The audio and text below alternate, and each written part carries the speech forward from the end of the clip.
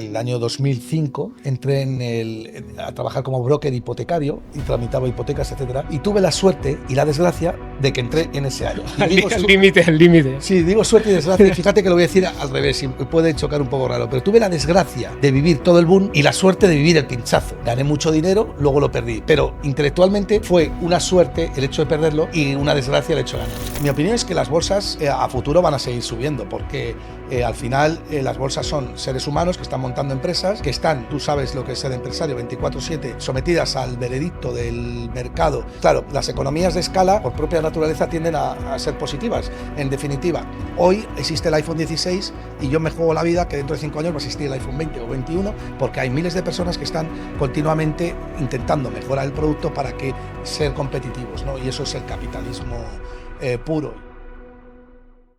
Hola a todos, muchas gracias por estar un día más en Minimal Design Talks. Hoy estamos en Madrid con Gustavo Martínez. Muchísimas gracias por recibirnos. Muchas gracias a ti. Experto en inversión y experto en oro.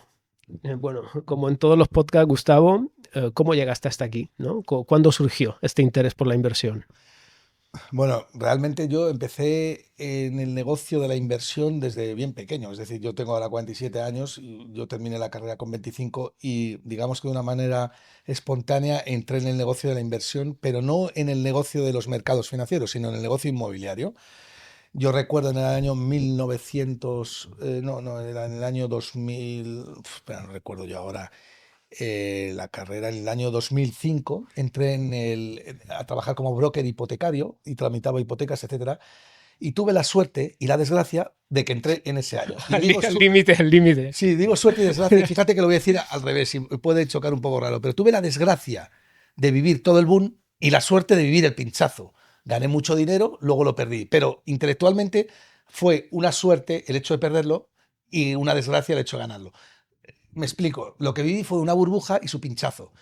Y eso, beberlo desde dentro, te da luego un background y un bagaje que me ha servido muchísimo a la hora de detectar tendencias, mercados inflados, como los que podamos vivir actualmente y tal. Eso fue lo que empecé, ¿no? El negocio inmobiliario y tal. Y luego decidí que lo mío, lo que me gustaba por mi personalidad, era la bolsa, los mercados financieros, ¿no? Y estudié un máster en bolsa y mercados financieros en el Instituto de Estudios Bursátiles en Madrid, que tiene un prestigio, y ahí conocí ya a toda mi gente y eso, y ahí es donde empecé el mundo de la inversión y bueno, y ya llevo 20 años dedicándome a él. Tú cuando dices lo que cogiste la crisis, ¿no? A mí me cogió terminando la carrera y en ningún momento hubiera dicho que podía pasar. ¿Tú te diste cuenta o te pilló por sorpresa como a todos, no? No, a mí me pilló por sorpresa. Ahora me empiezo a dar cuenta de si se forman burbujas. Claro, claro. Pero yo tenía 25 años. Y ibas a tope. Iba a tope y, hombre, yo lo que veía es que algo raro pasaba, ¿no? Porque, claro, ¿cómo es posible que te compres un piso en Carabanchel y a los 10 días vendas ese piso por un 10% más, un 5% más, ¿no? Y existía eso, es decir, había una burbuja en el sector inmobiliario, sobre todo en España, que partía de una burbuja, que era una burbuja de crédito que se había originado en Estados Unidos como consecuencia de que los americanos, Alan Greenspan, había bajado, y Bernanke, había bajado los tipos de interés hasta mínimos, y la consecuencia de eso fue que los bancos, al reducir sus balances, o al reducir, mejor dicho, el beneficio de sus ventas, lo que hicieron es multiplicar las ventas, ¿no? Ya sabes, Claro. mayor volumen, igualas el P&L, ¿no? Entonces, claro, a partir de ahí pues se formó una burbuja de crédito en el cual absolutamente todo el sistema estaba metido en el ajo, ¿no? Yo te hablo de que desde las personas que vendían y compraban viviendas, los tasadores, los directores de sucursales, los notarios, los registradores, absolutamente todos miraban para otro lado hasta que el sistema petó. Claro, ¿quién se va a quejar en una burbuja si todos los días todo el mundo gana dinero? Claro. Lo que pasa es que, claro, el colateral es débil, porque el colateral, que es la garantía, que es la vivienda, no hay ningún activo que no pare de subir alguna vez, salvo el oro, del cual hablaremos y tal, que por desgracia no para de subir. Ya explicaremos por qué es por desgracia, ¿no?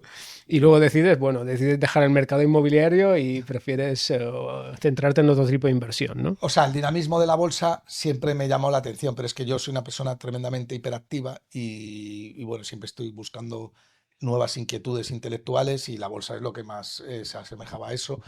Y bueno, y me metí en los mercados financieros, me pasé a dirigir un broker cuando yo empecé, un broker muy conocido en España y en Europa. Cuando yo empecé no era nada y luego pues yo dirigí el departamento de ventas de España, Italia y Portugal. Y hace escasamente 8 años me puse por mi cuenta ya y ahora pues asesoro grandes patrimonios e intento en la medida de lo posible pues buscar valor allá donde la gente no lo ve, ¿no? Asesora grandes patrimonios y diversifica la inversión, entiendo, ¿no? ¿En qué tipo de fondo está especializado? ¿Qué tipo de fondo recomendarías? Bueno, yo realmente eh, diversificar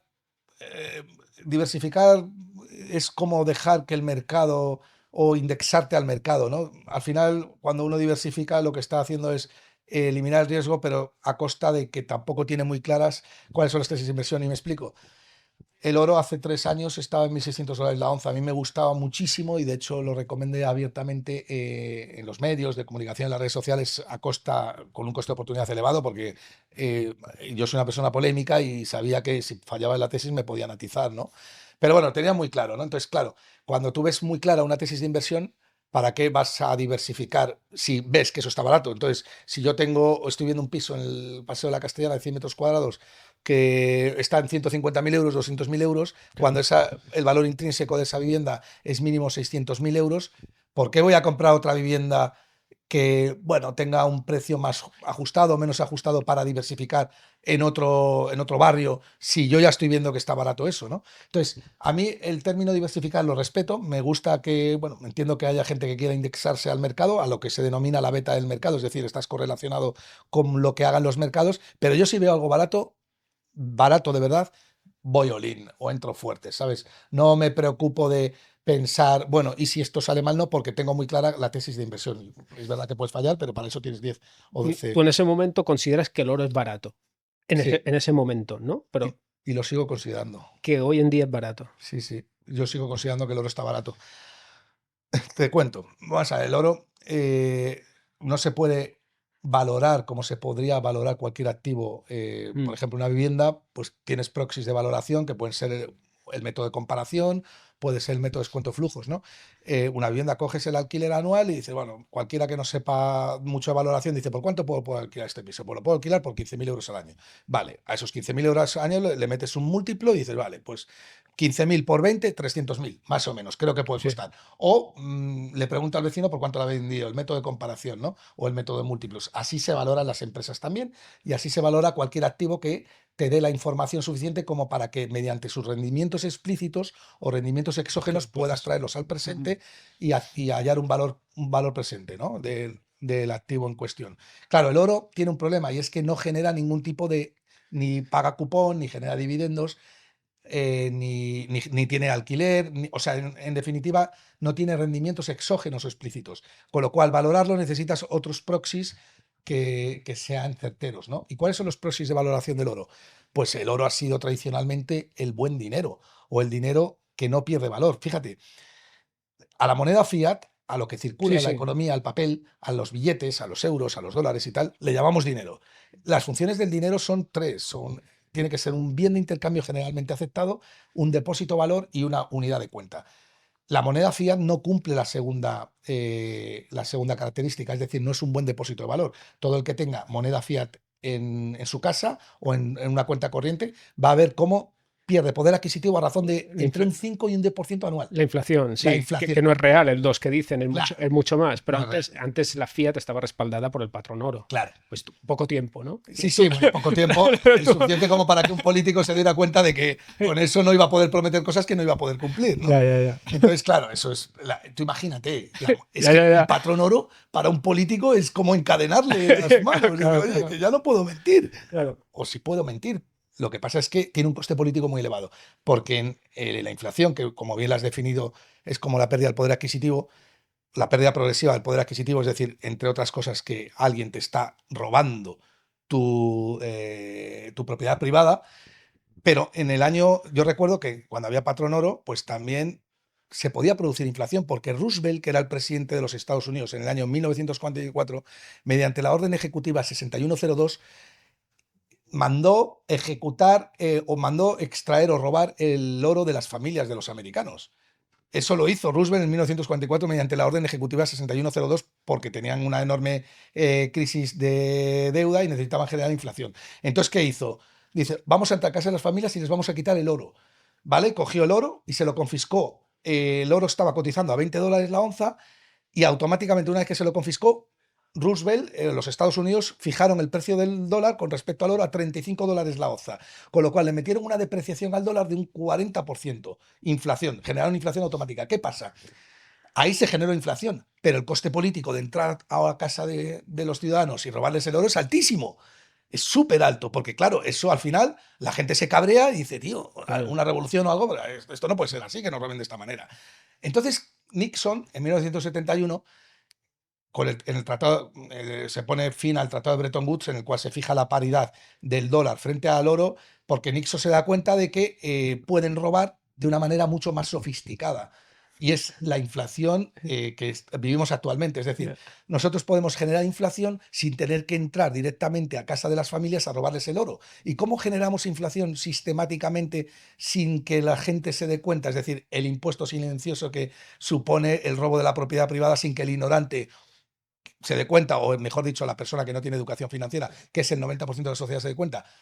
Aumentamos la oferta monetaria tanto como queramos y incumplimos el contrato. Eso es la inflación. La inflación es que en términos nominales te sigo debiendo lo mismo, pero en términos reales no puedes acceder ni a la mitad de las cosas, con lo cual he incumplido el contrato que yo había previamente dicho, ¿no? Y ahí luego lo explicaremos, entras tú, porque Sí, esto va totalmente en contra de la cultura del ahorro, de guardar en el cajón. sí, Porque sí, automáticamente tú tener dinero en la cuenta o guardarlo estás perdiendo cada año, tú has dicho, entre un correcto, 8 y un 10, ¿no? como poco. Imagínate, como poco, imagínate, es que en 10 años te quedas sin nada. Suena radical, pero es así. No, no, suena radical, no, es una realidad como un No, templo, pero es claro, que te quedas sin nada. Radical es cuando te veas en la calle, pero sin poder comprar nada, ¿no? es educación financiera, tú lo has dicho, es decir, El 90% del valor del euro se ha perdido desde que nació el euro en el año 2000. El 90% del poder adquisitivo. Es decir, una persona que tuviera 100.000 euros en el año 2000 en el banco y no los hubiera movido, ahora mismo con esos 100.000 euros en términos nominales no podría comprar ni el 90% de las cosas que podía comprar en el año 2000. Claro, esto es un marrón, pero que se va produciendo paulatinamente, poco a poco. Y claro, yo siempre le llamo que es ingeniería a nivel delictivo, pero es elevado a la máxima alta, potencia. alta, Sí, es la leche. O sea, es hay que brutal. ponerles hay que darles un Oscar a los políticos y decirles, tío, lo habéis borrado. O sea, como ladrones habéis pensado tanto y sois tan sofisticados que el 95% de la población se cree que es Juan Roche, el empresario, el que sube el precio del yogur.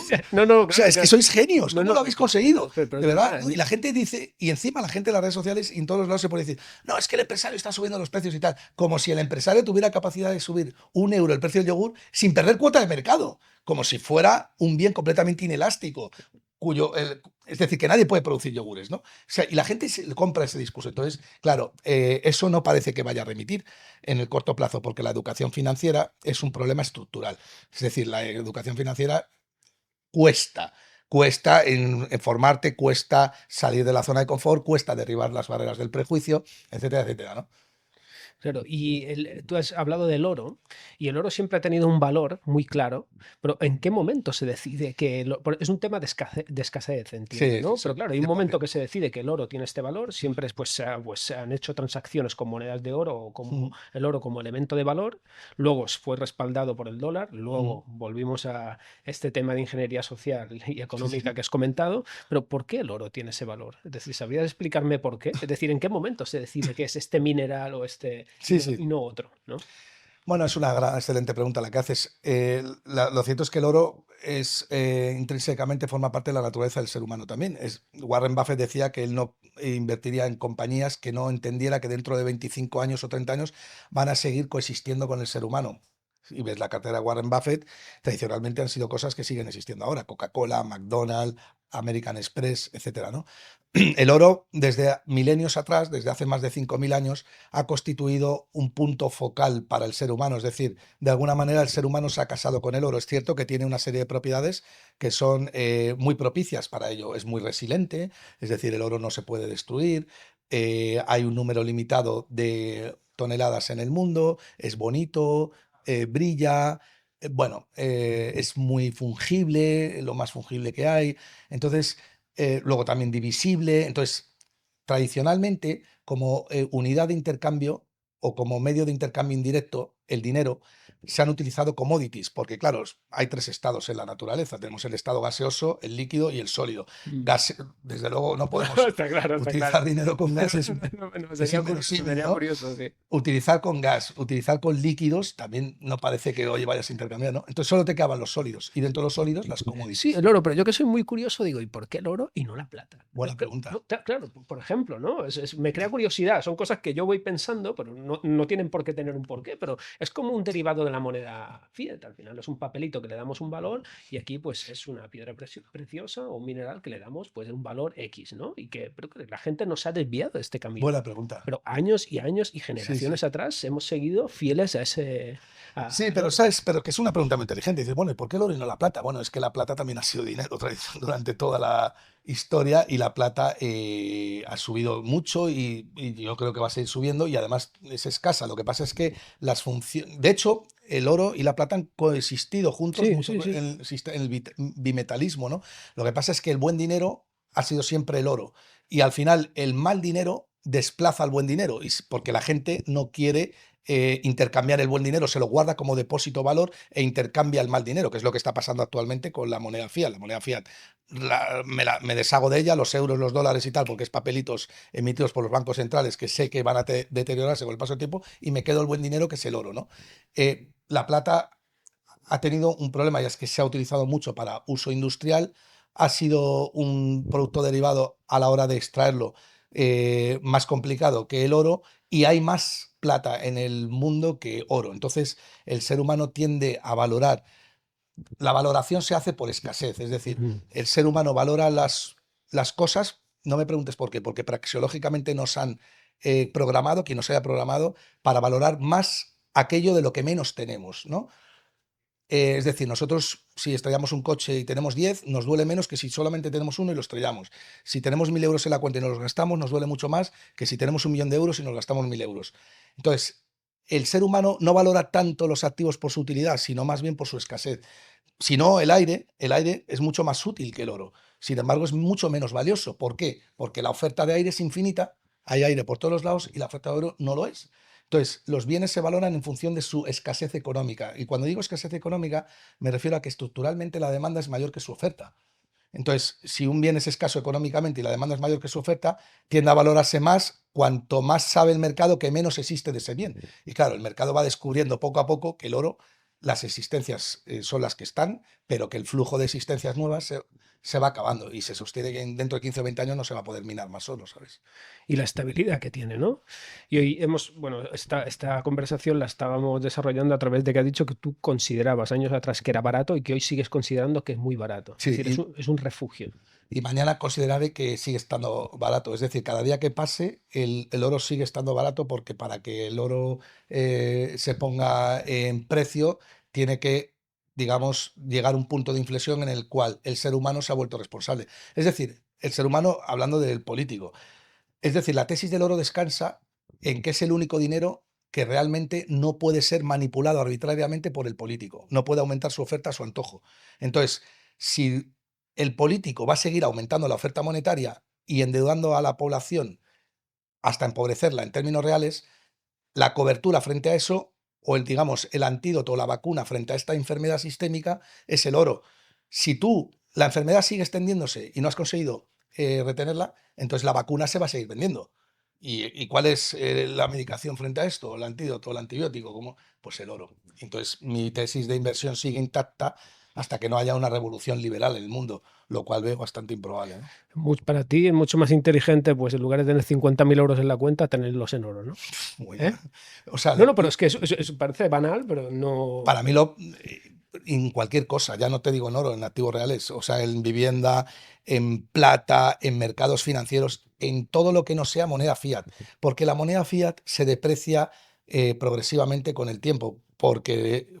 Porque él está bajo el mandato de un político que su único interés es optimizar o maximizar el número de votos y solamente se consigue vendiendo la moto, ¿no? Vendiendo la moto, ¿qué significa que lo haga un político? Pues que va a prometerte cosas que no puede cumplir.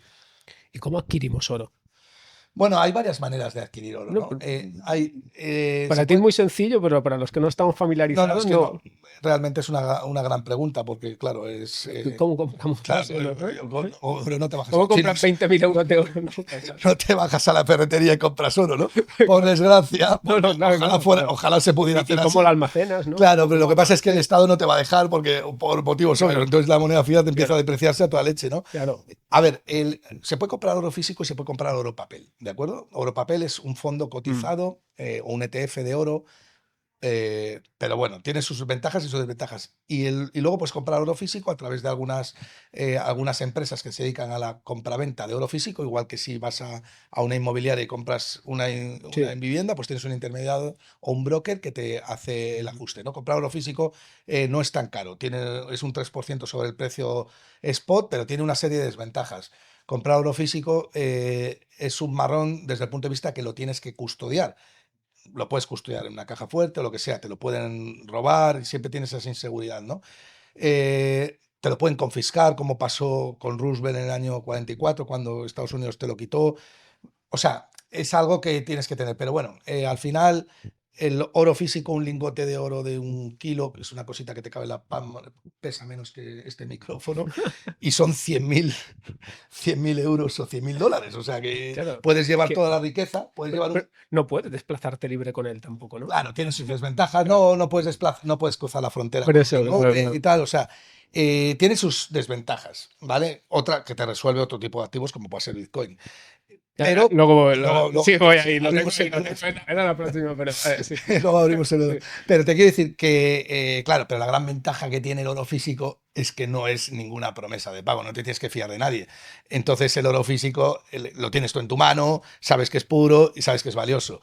Claro, si tú compras solo papel, es decir, un ETF, un fondo o lo que sea, estás huyendo de la promesa de pago, que es la moneda fiat, para meterte en otra promesa de Es pago. que lo que te iba a decir parece lo mismo, ¿no? Es como un derivado, ¿no? Claro, exacto, Puede ser acabas de una clavar. ilusión, ¿no? Eso es, o sea, tienes que ponerle un precio a eso más alto en forma de riesgo, en forma de tipo de interés, porque ya interviene algo que se denomina confianza.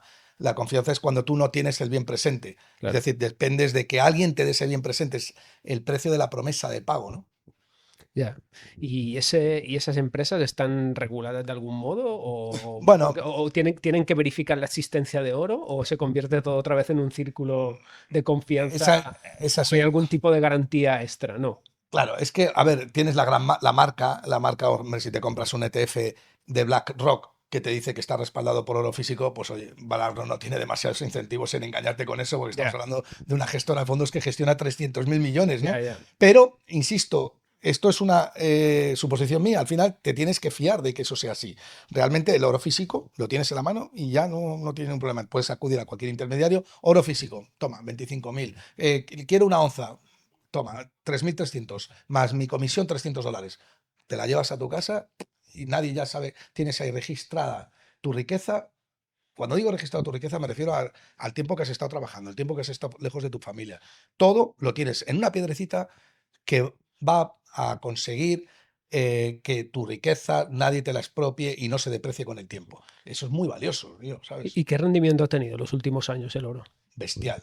En los últimos 25 años, el oro en el año 2000 cotizaba $400 la onza, 350, 400, y ahora cotiza a 3.500, es decir, ha multiplicado por casi 10. Cuando el Standard Poor's 500 en el año 2000 cotizaba a 1.600 puntos y ahora cotiza a 6.000. Es decir, el oro ha subido de forma anualizada, en promedio, un 12% anual durante los últimos 25 años. Pero si te extiendes el periodo, Muchísimo, porque ¿eh? mucho me dirá, ya estás haciendo cherry picking con los plazos, es decir, cogiendo el plazo que te dé la gana. Bien, pues vamos a coger desde que se puso fin al precio fijado del oro, el fin del Tratado de Bretton Woods en 1971, que cotizaba a $35 la onza. Hasta entonces estaba intervenido el precio del oro y no se puede tomar en cuenta. En 1971 el oro cotizaba a $35 la onza. 54 años después, 1971, 2021, sí, 54 años después, el oro cotiza a 3.000, casi $3.500 la onza. Ha multiplicado por 100 en 54 años. Dime qué activo se revaloriza tanto. Muy, muy- Bueno, el Standard Poor's 500 y tal, pero está a ese nivel. El oro está casi al nivel de la bolsa. Es una barbaridad. O sea, bueno. eso que dicen de que el oro es un protector de inflación es mentira. El oro es un protector de inflación y es un activo súper rentable. Y el que compre oro hoy, dentro de 10 años, va a tener más poder adquisitivo si mantiene ese oro. Y más estable a lo mejor que un SP, ¿no? Sí, sí, Más mucho rentable. menos volátil. Bueno, en fin, tiene sus ventajas y sus desventajas. Yo creo que no son comparables. Yo creo que en todo caso son ni sustituibles, mejor dicho. Yo creo que en todo caso son complementarios. De hecho, para mí una cartera de inversión cojonuda es aquella que tiene renta variable y oro. Te has adelantado a lo que te iba a preguntar después, que es cuál Es es que venía mucho a corazón. la Sí, cartera ideal para ti, me imagino que tiene oro 100%. sí, sí, sí. Bueno, hemos hablado de oro. La verdad que yo creo que has hecho como una mini masterclass sobre Muchas oro. Ahora todo gracias. el mundo van a empezar a abrir tiendas de compro oro, ¿no? Porque siempre las ha habido, ¿no? Y siempre me han creado curiosidad. Todo surge en Digo, las épocas de crisis, digo, ¿no? estas tiendas, digo, no sé, me crean curiosidad, pero bueno, ahora le empiezo a ver el sentido y el porqué. Está claro que el oro es un bien escaso, por Sí, eso tiene ese valor y aparte tiene una confianza. Ahí viene el Bitcoin, ¿no? Tiene sí, muchas similitudes sí, con el oro, ¿no? Es, ¿no? muchísimas. Como un oro Sí, sí. que ha salido de la nada digital, Es un ¿no? gran invento del ser humano. Encriptado, ¿no? ¿Qué opinas del Bitcoin? Pues yo creo ¿Qué que opinas? yo fui muy crítico con Bitcoin al principio y tal, y luego me di cuenta de que me había equivocado, ¿no? No había entendido la tesis. También como inversor tradicional, pues me provocaba rechazo algo que subiera tanto en tan poco tiempo. Bueno, lo asociaba a burbujas, tulipanes, etcétera. Pero la realidad es que con el paso del tiempo me di cuenta de la tesis y la tesis de Bitcoin es la misma que la del oro. O sea, descansa en que el fork o la oferta está completamente inelástica y rígida y está limitada a 21 millones de Bitcoin. Si tú es verdad que luego tiene otras propiedades, como por ejemplo, pues que lo puedes almacenar con mucho más secretismo. Digamos que es un registro de la propiedad completamente incensurable. Nadie sabe que lo tienes ahí. No te lo pueden robar tan fácilmente como el oro, aunque hay otras desventajas. Te pueden dar puñetazos, sacarte las claves, las puedes perder, etcétera. Pero da igual. Hay cosas que aporta Bitcoin que son mejores que las del oro. Eso es indudable. Lo puedes transportar. Yo ahora mismo cojo y digo, empiezo a registrar mi riqueza en Bitcoin. ¿Vale? Meto 100.000, compro Bitcoin, el mercado ve, no sé Pero qué. ya sale que has comprado Bitcoin. ¿Eh? Ya se sabe que has No, comprado. pero puedes comprarlo sin que el Estado lo sepa. O sea, puedes no utilizar blockchain, puedes utilizar autocustodia, lo que sea. Pero, o sea, se puede hacer cosas para que compres Bitcoin y no deja rastro. Sí, Y me puedo ir a otro país y empezar una nueva vida y me he llevado ese dinero, esos Bitcoin, y nadie lo sabe. Eso con el oro no pasa porque tienes que pasarlo por la frontera. Con el cash, a partir de 10.000 euros, tienes que declarar. ya. La agencia tributaria siempre va a ir a investigar todo lo que tienes. Y hacia ese modelo vamos con las CBDCs, que ahora hablamos de ellos si quieres. Pero insisto, la utilidad adicional que aporta Bitcoin con respecto al oro no es lo que le da valor. Si tú todas esas utilidades las tienes, pero aumentas de repente la oferta de Bitcoin de 21 millones, si tú lo has dicho ahora mismo, es valioso porque es escaso, lo has definido antes.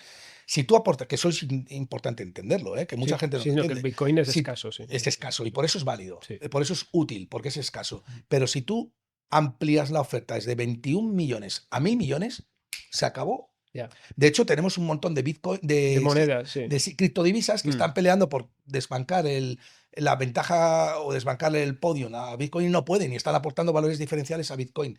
Pero no pueden, ¿por qué? Porque ha llegado Bitcoin con la ventaja competitiva que el mercado demandaba desde el principio. Es un activo que sea económicamente escaso, que esté limitado a 21 millones de Bitcoin. Por eso, en mi opinión, oro y Bitcoin van a coexistir en el futuro juntos y van a ser los activos importantísimos los próximos 10 años. Sí, el único punto de estar tan limitado es que a lo mejor los grandes fondos con mucho capital pues pueden adquirir gran parte del Sí, Bitcoin, ¿no? Y pues a ver, manipularlo de alguna claro. manera. Pero bueno, eso siempre estará ahí, es decir, no. Sí, sí, es cierto que al final, pues si hay un solo oferente, pues el oferente puede intervenir el precio en función de cuánto Bitcoin pone a la venta en el mercado.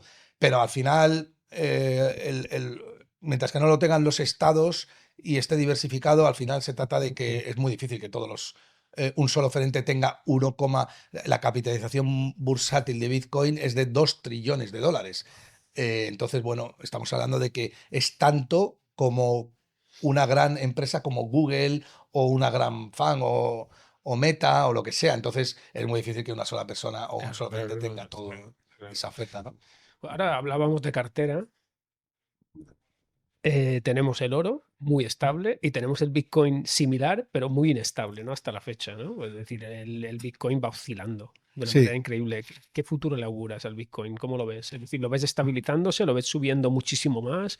Hay gente que dice barbaridades, que va a subir a 1 millón, no lo sé. Bueno, de Pero hecho, esa es la gran yo diría, el gran problema que tiene Bitcoin, lo que acabas de definir tú, ¿no? Que la volatilidad, ¿no? Entonces, eso lo soluciona el oro. El oro es muchísimo menos volátil, normal, porque lleva siendo testeado y comprobado por el mercado durante milenios, en todas las etapas del ciclo económico, en crisis, en auge, en recesión, en expansión, en depresión. Todas las etapas el oro ha sido testeado y claro, el Bitcoin no. Entonces, Bitcoin tiene un problema actual que yo le veo, y es que no es apto para la gran mayoría. O sea, yo me dedico a los mercados financieros y los mercados caen un 5% y no te haces una idea lo mal que lo pasa a la gente. Un 10% es la gente que suele decir, no, yo aguanto la volatilidad, no sé qué, hasta que llega la volatilidad. Esto es como el típico que se hace, bueno, no, yo no tengo miedo a los aviones hasta que vienen turbulencias fuertes y se te ponen aquí. Y eso pasa, menos a los pilotos, a todo el mundo le pasa, ¿no? Te quiero decir.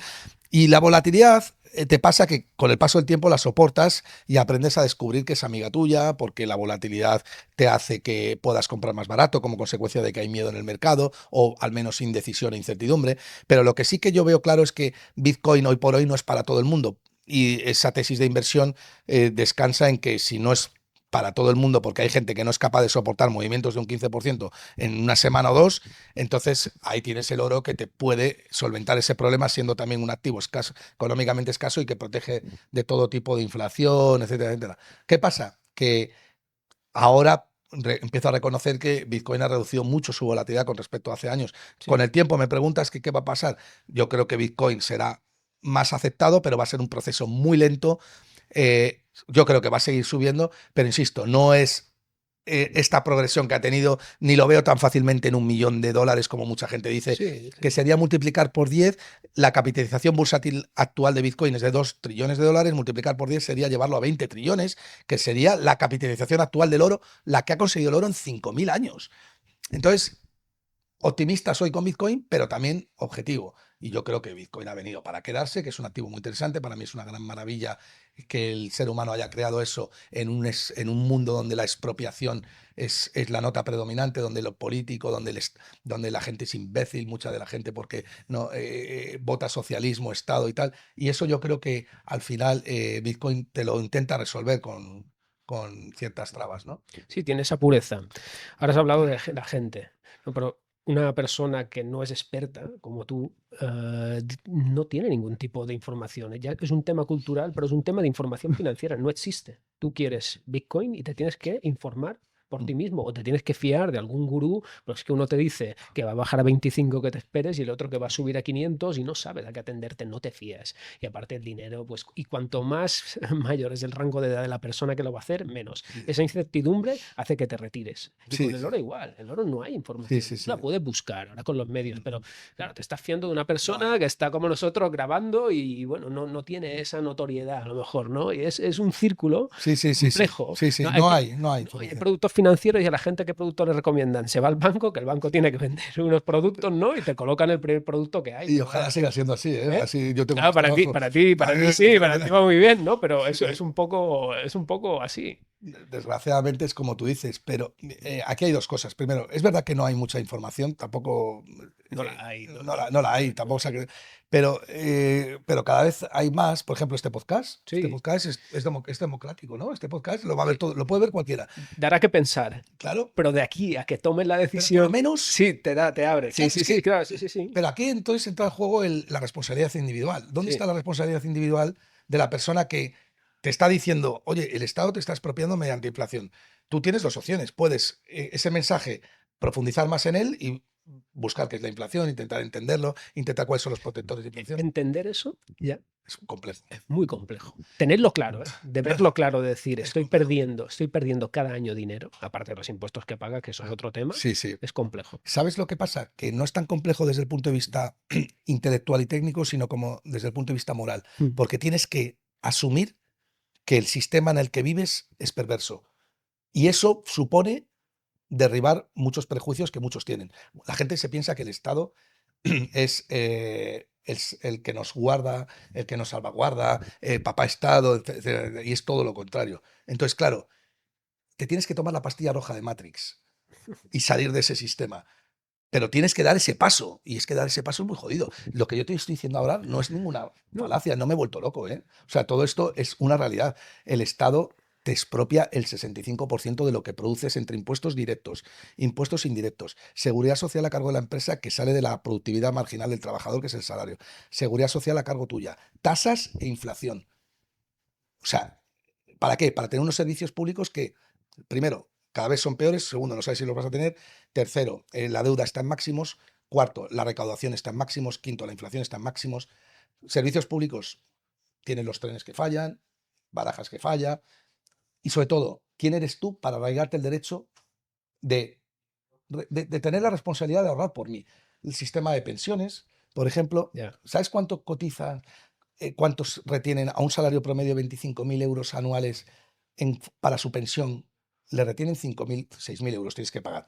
6.000 euros anuales por una pensión que no sabes cuándo la vas a cobrar, cómo la vas a cobrar, y si mueres, ¿quién la va a heredar? Nadie la hereda, se la queda el Nadie Estado. va directo, sí, sí. ¿Sabes que si tú con 25 años metes esos 5.000 euros anuales en un ETF del Standard & Poor's 500 al 8-9% promedio Yeah. que lleva dando durante un siglo anualizado, te jubilas con 2 millones de euros? Y encima, si palmas, lo hereda tu hijo. Interés compuesto tampoco Interés, se explica. capitalización compuesta. Eso la gente no lo sabe. No, no, no. Pero vamos a ver, y no interesa que lo sepa. Claro, ese es ¿Dónde el tema. queda el lugar del político si la gente sabe eso? El político se volatiliza, se esfuma, el chiringuito se cae, el establishment se cae. Entonces, el enemigo del Estado es la educación financiera. Voilà. Por eso la educación financiera no se da, porque no interesa que se dé, ¿no? Claro, La gente no lo piensa en estos términos. No, pero es así, es Sí, así. ¿no? luego me ponen verde con estos mensajes y tal. No, pero bueno, es un tema cultural, nunca se habla. A mí lo del oro, a mí en mi casa nunca he oído hablar de oro, sinceramente. He No se visto que habla. regalaban oro como un elemento valioso, pero no sabía pues que tenía esta capacidad. No se habla. Y ¿Eh? mira, te voy a decir No una se cosa. habla, no se habla. Te voy a dar un dato. Yo di este mensaje y se viralizó, ¿vale? Bastante. Antes de continuar con el podcast, quería hacer referencia a la importancia que tiene la iluminación en un proyecto. Es fundamental. Como ya sabemos, en un proyecto tenemos que jugar siempre con la luz natural, de nuestro gran aliado. Pero al no tenerla, ¿no? O al atardecer, al anochecer, necesitamos iluminar correctamente, necesitamos crear esta escala, esta conexión entre lo que es la luz natural y la luz artificial. Y ahí entran nuestros amigos de Worldlight. Les damos las gracias, muchísimas gracias por apoyar nuestro canal. Esto nos ayuda a crecer, a poder traer mejores invitados y bueno, avanzar exponencialmente. Así que os recomiendo que ante cualquier duda visitéis su espectacular showroom. Os van a asesorar, os van a enseñar las tipologías de luminarias, cómo se debe iluminar, cómo se debe crear esta escala, esta conexión entre lo que es la luz natural y la luz artificial, y mezclándola con diferentes puntos decorativos y jugar incluso con iluminación invisible. Así que muchísimas gracias Worldlight. En el año 2000, una vivienda de 100 metros cuadrados en España, en Madrid, te la podías comprar por 12 kilos de oro. Llegabas, te la compras, 12 kilos de oro y te dan la vivienda. Esa misma vivienda, hoy te la puedes comprar por 3,5 kilos de oro. ¿Sabes cuál es el mensaje que se está dando a la sociedad? Que la vivienda no para de subir. Mentira, la vivienda ha caído. Tanto que con la misma cantidad de oro en el año 2000 te puedes comprar 3 viviendas como la que te puedes comprar ahora. Ahora bien, necesitas el cuádruple de unidades monetarias para comprarte esa vivienda. No es la vivienda lo que ha subido. Lo que ha caído es la moneda fiat. Y lo puedes comparar con cualquier activo financiero y te darás cuenta que la vivienda está bajando en términos relativos en comparación con cualquier tipo de activo financiero. Es el sistema, tío. El sistema el que te está diciendo que la vivienda está subiendo, y es mentira. La vivienda no está subiendo. Lo que te está empobreciendo es el Estado y tú no te estás dando ni cuenta. Y estos son números. Esto no es ideología ni es opinión. Son números. Cualquiera puede ver en cuánto estaba la onza en el año 2000, en cuánto está ahora, en cuánto estaba la vivienda. En el año 2000, en cuánto está ahora, cuántos euros necesitas para comprarte la misma vivienda, cuántas onzas de oro necesitas para comprarte la vivienda. Y si después de ese dato que te estoy dando no reaccionas, el problema lo tienes tú. ¿Pero qué puede hacer una persona promedio? Formarse. Aparte, y cuando formarse, ¿cómo tiene que diversificar un poco, ¿no? Una persona promedio. Mira, hoy en día no hay excusa. Yo creo que cualquiera se puede formar en las redes sociales, internet. Sí, pero las redes sociales, lo que hemos dicho, tienes que darle esa confianza, porque las redes sociales, pues te sale un personaje, ¿no? Que no lo conoces, que está explicando. Te puede engañar, ¿no? Que te puede engañar y tú tienes que fiarte de eso, porque no tienes una base cultural. Sí. Ahora salimos nosotros hablando de oro, nosotros lo vemos muy claro, pero estos dos, ¿quiénes que me están diciendo aquí que el oro no sé qué? Sí, Bueno, sí, sí. Pero Pero aquí en este este podcast estamos dando datos. Claro, sí. Estamos diciendo sí. que vayas al año 2000 y verás Sí, los pero a datos. mí a veces me pasa que no, esos datos de aquí pero ¿cómo deberían diversificar? Está claro que una cartera ideal para ti sería un fondo indexado, ¿no? Sí. Sería un poquito de oro y un poquito de Bitcoin, ¿no? Bueno, para quien no se quiera complicar, pues sí, podrías tener un ETF de Standard Poor's 500, oro, Bitcoin y tal, y eso sería maravilloso. Pero hay una cosa que de verdad, que insisto, yo creo que las personas tienen una responsabilidad individual. Pensar que las redes sociales, Internet y tal te pueden engañar es cierto. Y además en este sector hay muchísimo pirata, Sí, mucho.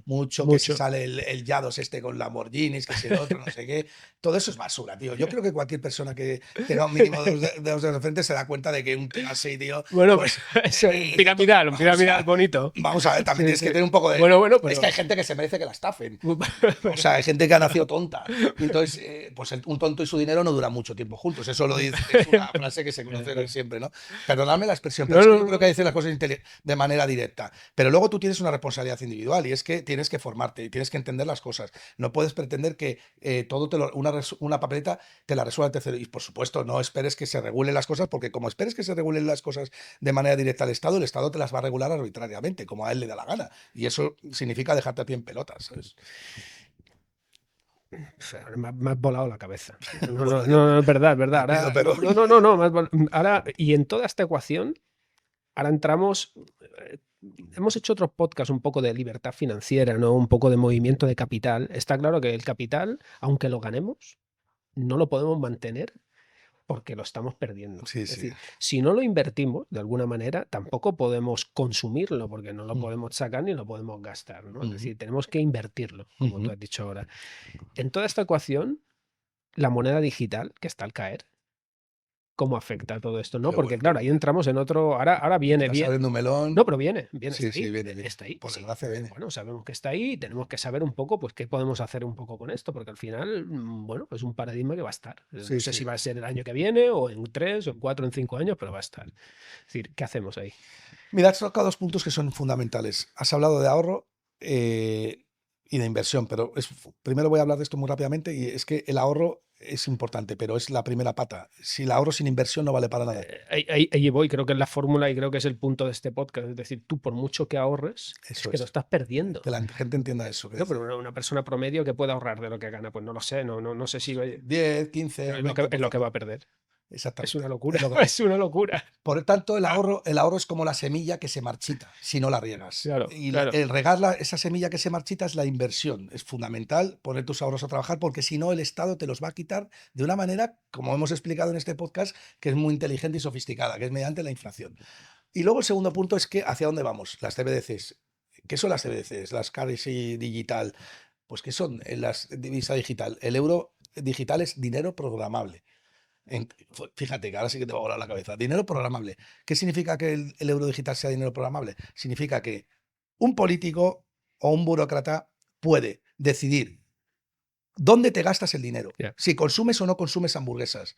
Si puedes gastártelo en Valladolid o en Francia o no sé qué. Si te remunero vía tipos de interés porque estás consumiendo una cosa u otra. Es decir, la poca propiedad privada que te queda está completamente dirigida por un tercero. ¿Dónde coño queda tu libertad individual? ¿Dónde queda tu privacidad? Ya no saben perfectamente. Es que ya no está en manos de bancos privados como ahora, que aunque tenga una regulación estatal y dependa mucho del Estado, mantienes cierta privacidad. Es que ahora ya tiene el Banco Central Europeo, tienes la cuenta directamente con él, y el Banco Central Europeo puede limitarte si te gastas más de 5.000 euros o no. Porque simplemente a golpe de clic te programa y dice, este señor no se puede gastar más de 3.000 euros. ¿Dónde está tu libertad? O sea, Claro. pero pénsalo. Claro, Dice, no, es que lo hacemos para protegerte. ¿Pero qué coño para protegerme? Claro. O sea, me estás diciendo que por querer protegerme vas a indagar tanto en mi privacidad a costa de que además luego te lo pueden hackear, robar o lo que sea. Sí, vincularlo a la huella No de tiene- carbono, claro, cualquier lo que elemento. sea. No tiene ningún sentido. O sea, a que quieran engañar, le van a engañar. Y van a engañar al 95% de la población. Pero vamos a hablar con todas las palabras. Dinero programable, intervencionismo puro y duro, y es violación directa de la propiedad privada.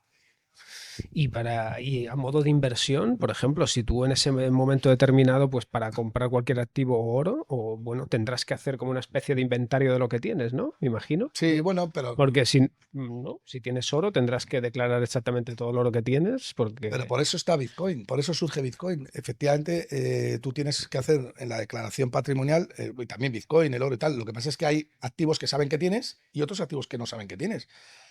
Insisto, Bitcoin es un registrador de la propiedad incensurable. Es la máxima expresión de la propiedad privada, porque nadie sabe que lo tienes. Puedes intercambiar con él sin que deje ningún tipo de huella, no tienes que emitir factura, nadie puede seguir el rastro de Bitcoin como si fuera un apunte contable en la cuenta corriente. Por eso el ser humano, una parte del ser humano, ha evolucionado hacia esta dirección, porque la opresión del sistema contra la propiedad privada y contra los derechos de privacidad es tan grande que han creado la octava maravilla del mundo, que es Bitcoin, que intenta resolver esto de aquí, porque no dependas de un Estado, ni de un Milei, ni de nada para que esto te lo resuelvan, porque el ser humano no va a resolver esto. O sea, el sistema se divide entre opresores y oprimidos.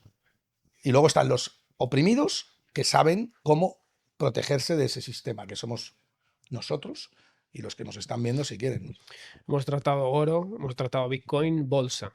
¿Cuál es tu opinión? ¿Cuál es tu visión? ¿Cómo lo ves? Está claro que el indexado no es el típico, ¿no? Si no quieres No, correr riesgos, pero cuál es tu especialidad o qué te dedican, ¿no? Porque hay muchas variables y posibilidades. obviamente yo trato de aportar valor añadido a los indexados. De hecho, yo creo que los ETFs, el Standard Poor's 500 y las bolsas están carísimas ahora mismo, están cotizando unos múltiplos súper exagerados y además tienes una renta fija medida por el bono americano que está pagando mejor que la renta variable, lo cual no tiene demasiado sentido desde el punto de vista de la valoración, porque la certidumbre de los flujos de caja de la renta fija es conocido y no la de y desconocido con respecto a la renta variable, y eso no te está pagando prima por ello. Mi opinión es que las bolsas a futuro van a seguir subiendo, porque al final las bolsas son seres humanos que están montando empresas, que están, tú sabes lo que es ser empresario, 24/7, sometidas al veredicto del mercado. Y el capitalismo no es otra cosa que aportar valor a cambio de otra cosa, ¿no? Que es a cambio de cash, de equity, que luego reinviertes, ¿no? Eso es la capitalización compuesta, ¿no? Mediante procesos de producción que son o que mejoran la calidad de vida de los seres humanos, ¿no? Entonces, claro, las economías de escala, por propia naturaleza, tienden a ser positivas. En definitiva, hoy existe el iPhone 16 y yo me juego la vida que dentro de 5 años va a existir el iPhone 20 o 21, porque hay miles de personas que están continuamente intentando mejorar el producto para que ser competitivos, ¿no? Y eso es el capitalismo puro, y que no es otra cosa que capitalizar los medios de producción, ¿no? Entonces, si te coges una gráfica de la bolsa a largo plazo, vas a ver que no hay mejor inversión en la historia que la bolsa. La bolsa tiene una tendencia positiva, es normal, hace 100 años ahora vamos la tierra con rastrillos y ahora te coges un tractor que tiene 800 caballos y el trabajo que antes necesitabas 1000 personas en una semana te lo hace el tractor en una hora. ¿Eso qué ha sido? Capitalización de los medios de producción. Y la bolsa tiene la parte buena de que el mercado pone a todo el mundo en su sitio. O sea, es tan eficiente a largo plazo que distribuye el capital o premia mejor a aquellos que han sabido ver dónde hay valor y, consecuentemente, el valor es retornado, pero no solamente a la persona, sino al ser humano. Es decir, si no hubiera habido un Steve Jobs en la Tierra, nosotros viviríamos peor.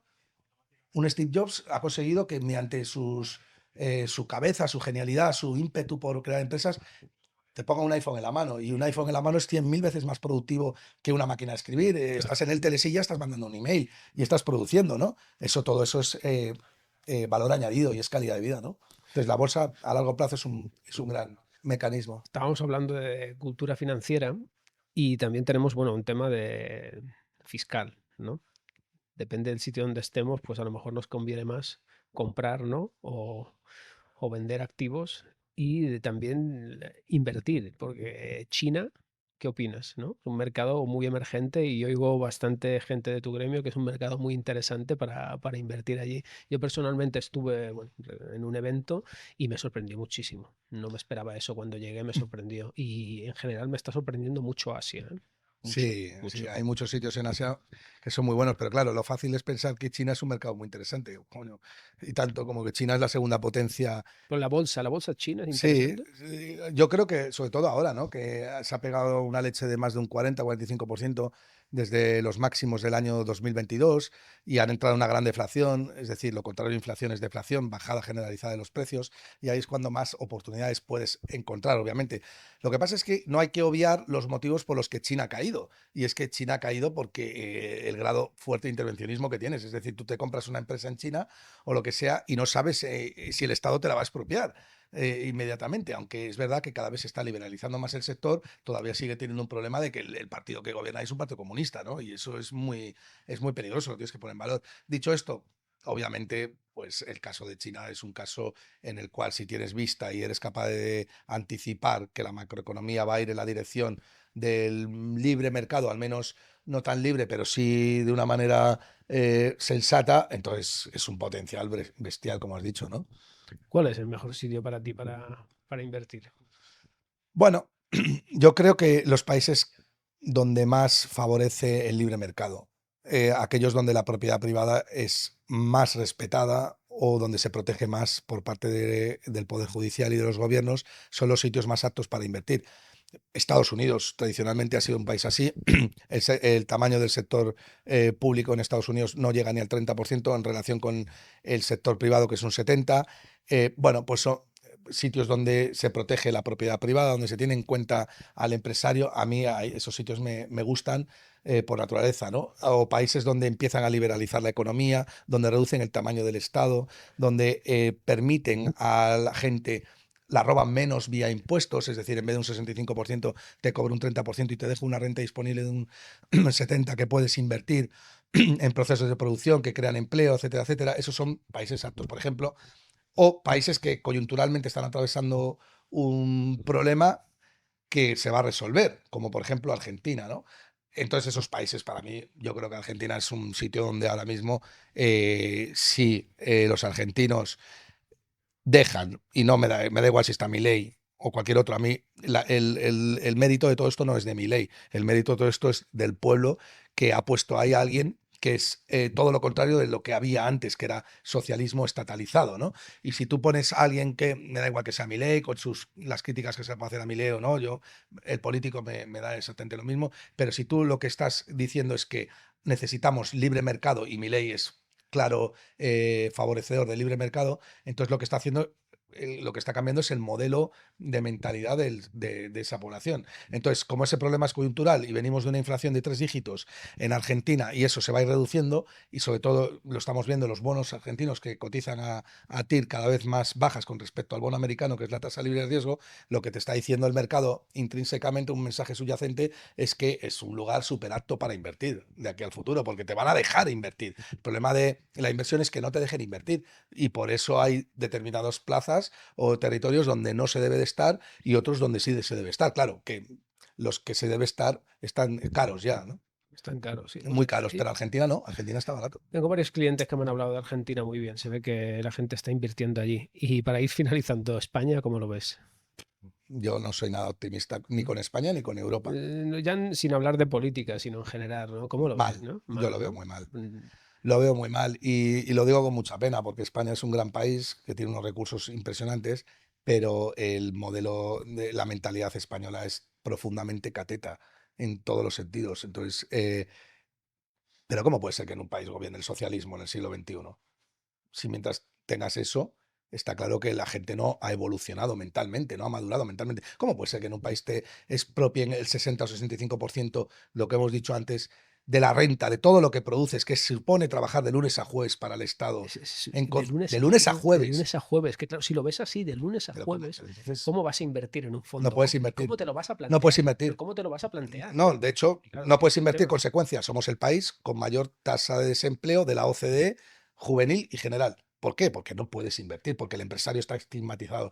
Me preguntas cómo ves España. Lo veo fatal. ¿Por qué? Porque no hay un cambio, un relevo generacional que yo creo que se está dando y porque la educación financiera en este país brilla por su ausencia. Entonces, claro, si premias al que no genera valor y penalizas al que genera valor, la consecuencia es que en términos reales tienes un país que se está empobreciendo. Y por eso los jóvenes no se pueden ir de casa ni con 35 ni con 40 años y les venden la moto con que la vivienda está subiendo. No, señores, la vivienda está cayendo. Hoy necesitas 4 veces menos oro para comprarte la vivienda. Lo que pasa es que te están hundiendo con impuestos, inflación, gasto público en máximos, etcétera, etcétera. Ahora, que no lo quieres ver y que sí quieres seguir comprando el mensaje de que el socialismo es bueno porque hay que ser solidarios y tal, pues sigue comprándolo, sigue dando en la mierda, pero luego no te quejes. Has hablado del tema de la vivienda, que nosotros nos dedicamos un poco más a esto. La vivienda está compleja, ¿eh? Porque invertir en vivienda los precios están tan elevados porque para terminar prácticamente una vivienda es prácticamente un milagro, ¿eh? Sí, sí. Necesitas unos 4 años entre licencia, burocracia, todo tan normal que los precios suban. Tú lo sabes. Y lo que has hablado, si trabajas de lunes a jueves simplemente para pagar lo que son impuestos, yo creo que la ilusión o la idea o las ganas de ponerte a mirar para invertir en oro como que desaparecen, ¿no? Estás como estás sobreviviendo, diría yo, ¿no? 30-35% de renta disponible que te queda. Después Claro, nada, ¿qué haces te con graban eso? por todo, por absolutamente todo. Pero es que, insisto, que hay impuestos que no sabes ni lo que son. O sea, la seguridad social a cargo de la empresa es un 25% que paga el empleador por ti, es decir, el empresario por ti, que sale de tu producción marginal. Es decir, el salario es la productividad marginal del trabajador, porque si el empresario ve que cuestas X y más o menos hace el cálculo y dice, si me produces X menos algo, no te contrato, porque voy a perder dinero. Y el modelo productivo se va al garete. Es decir, esa empresa entraría en default más tarde, más temprano, si tuviera ese modelo, ¿no? ¿No? Y aparte, si tú estás en un sector o en un gremio, y ya no digo competir, sino intentar igualarte, optar a trabajos con empresas de otra localización, esas empresas pues tienen el doble de posibilidad y el doble de medios en la empresa, porque al final tú estás pues lastrado pues con el coste de cada trabajador. Pero bueno, Qué gran apunte acabas de decir. Nos falta ventaja competitiva con respecto a otros. no hay ninguna. Con Si vas a respecto la a mitad, otros. vas frenadísimo. Estás corriendo una maratón con Claro. una sola pierna con respecto a otros Exactamente. países. Pero bueno, sobreviviremos. Me ha encantado. Muchas gracias. No, he aprendido muchísimo. Me Yo ha también, volado la cabeza. yo también he aprendido. Y nada, chicos, yo creo que compro oro ya directamente. Todos van a ir corriendo a por una onza, Y ¿no? si alguien se ofende, Pero bueno, le pido disculpas por ser sincero. no, yo creo que has hablado muy claro y Sí. creo que es necesario. Creo que es necesario. Muchas gracias. Muchas gracias a vosotros.